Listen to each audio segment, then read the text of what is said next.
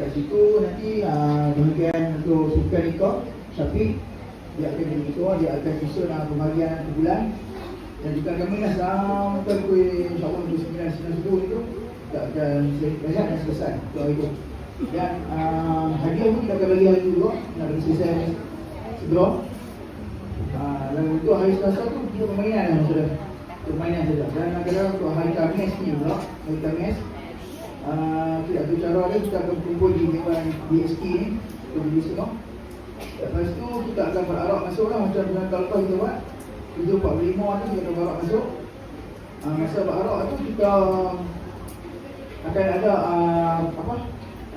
juri yang akan melihat pakaian kita bertemakan retro. Lepas tu macam tahun lepas juga akan masuk seorang-seorang ataupun dalam sebulan kan atas. Cuma untuk itu cikgu saya nak minta Cikgu Hazimah. Dan juga kita ambil kontak seorang budak kan, jadi dia MC lah. Maksudnya dia bagi tengok kat video tu, kalau video mana suruh dia sebut itu. Sebab juri ni kan dia pun tak kenal ni. So lepas saya kena duduk di belakang dia, tak nampak. Dia pun kalut nak pergi makkah. Bukan dia lah untuk pergi makkah kan. Kalau boleh tu susunan macam list nama tu pun okey juga.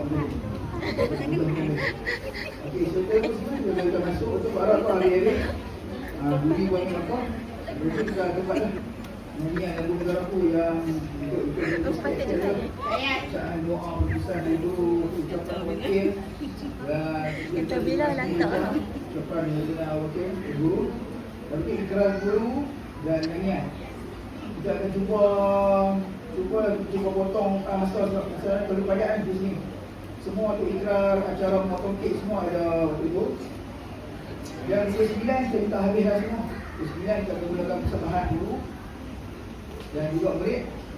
Dan masa tu juga ada sesi pertukaran hadiah yang mana Cikgu Bahagian dan budak baru ni pertukaran hadiah pukul 9 ke 9.45. Masa tu nak minta Cikgu Intan untuk sebenar MC lah disuruh untuk pertukaran hadiah tu.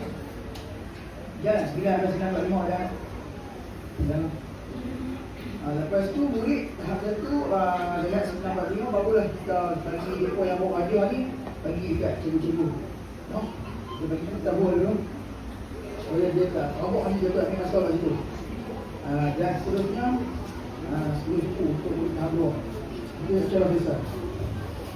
Okey, itu sedikit maklumat di sini. Pada hari Rabu ni kita akan ada jamuan daripada Mudi ya. Daripada Mudi pukul 2.30 sampai 5 petang. Ini untuk hari guru ni. Kita akan lepas yang Mudi. Siapa yang nak pergi boleh pergi.